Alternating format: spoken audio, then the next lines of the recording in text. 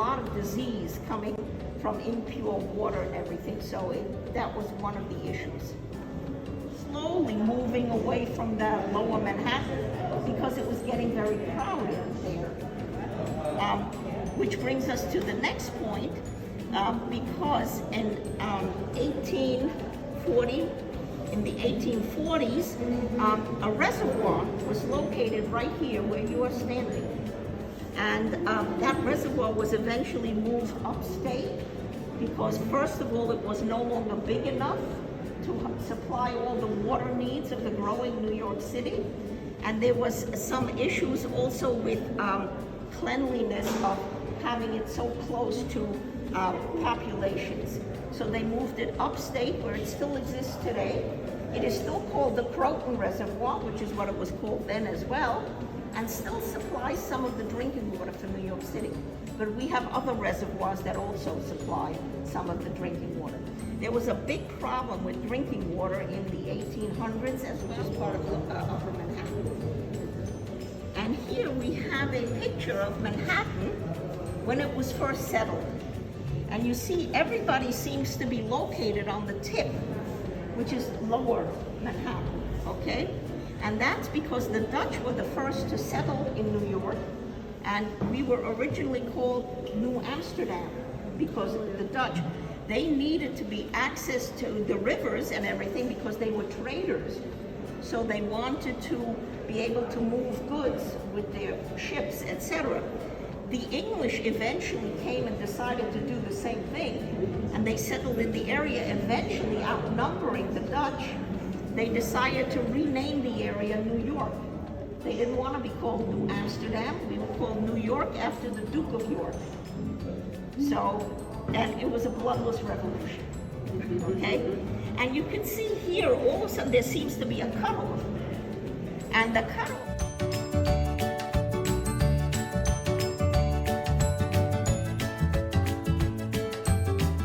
that it stays whole, but it's always sent to a specialist in that area, okay?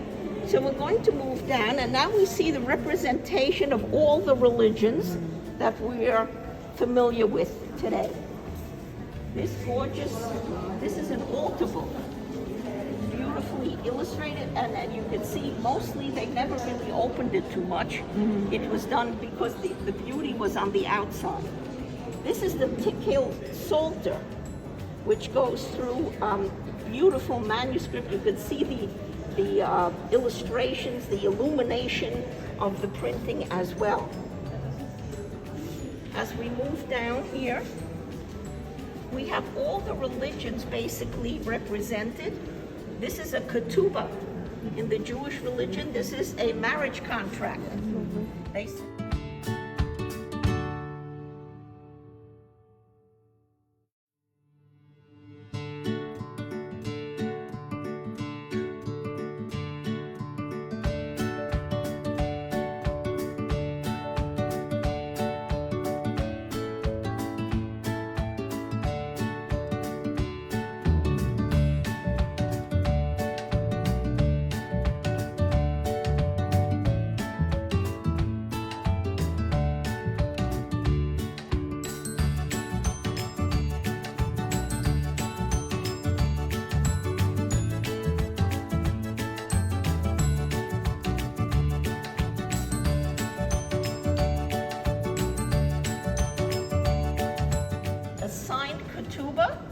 You could not live together. Oh. It would be considered a sin.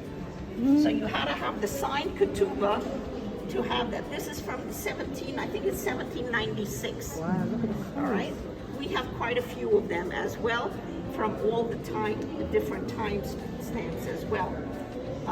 Here we have a Quran. All right. You can see beautiful, again, the illustration, the illumination, and everything as well. This is the cathedral at Rouen. We just changed it. We used to have Notre Dame up there, but now changed it into this. This is a Buddhist prayer scroll. You can see it's sort of falling apart a little bit at the edges. Okay, but this is Buddhism here. here in the Jewish religion, this book is usually used for high holidays. During the New Year, during Yom Kippur, and some of the other holidays, bigger holidays, the Mazor is used. We'll just change the page on that as well. At this point, this is the King James Bible. The first time that the Bible was translated into English instead of Latin. All right, this is an original King James Bible. We just changed the pages on that too. These are Buddhist prayer tablets that we have. So you see that all the religions are really represented. This is a Haggadah, which is used over Passover. It tells the story of the Exodus out of Egypt by the Jews, parting of the seas, the whole thing, the 10 plagues, etc. This here is in Arabic, of course. This is the story of Muhammad, right here. There are 48 remaining sets of the Gutenberg Bible in the world. This is our set, okay? It comes in 2 volumes. The first volume is the Old Testament. The second volume finishes the Old Testament and goes through the New Testament. It is printed in Latin. Many people ask. Now sometimes, I think we just turned the page on this. Sometimes you see writing in the margins and people are sort of outraged. How could you write in the margins? It wasn't us. These Bibles belong to somebody. They could write in their Bibles. And they did, So we would never do that. When we get something, it's preserved the way we got it, If anything, we only do to preserve, maybe you have to change a cover or something because it's falling apart.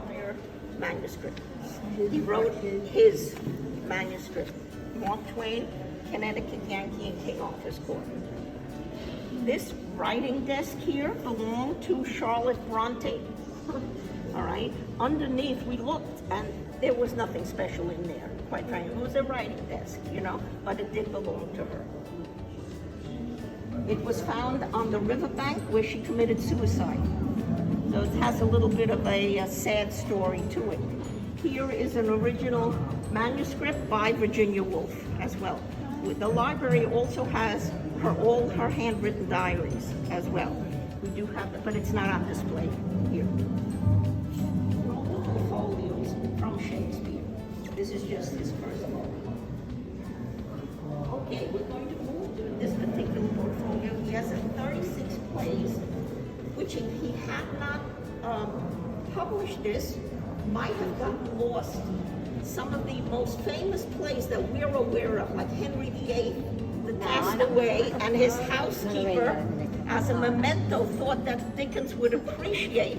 She had a taxidermist remove one of the paws and put it on the letter opener. Nobody really knows if Dickens actually ever used it, but it survived, and here it is. What can I say? It is pretty detailed. The reason for that is because they often experimented on cadavers, so they could actually see the way the body was constructed and everything. So it is quite detailed and very impressive for what it is. Some of these are astrological items as well. I like to point out this as well. This is printed, I should say, by Euclid, the father of mathematics. And what makes this special is before Euclid, the printers couldn't figure out how do you print a geometric shape. Euclid figured it out, how you could print that, and you can see on the sides, there are some diagrams of geometric shapes. There, that inspired the author Milne to write the entire series of Winnie the Pooh. The bear belonged to his son, as did all these other animals. Strangely enough, his son hated that bear because he felt it took the attention away from him when he wrote all those books about Winnie the Pooh. This bear languished in the agent's office, and nobody was even paying attention. And then somebody said to the agent, "Why don't you donate it to So he did donate it to one of the libraries, and eventually it wound up here. And as I mentioned to you, everybody comes in and wants to see Winnie the Pooh.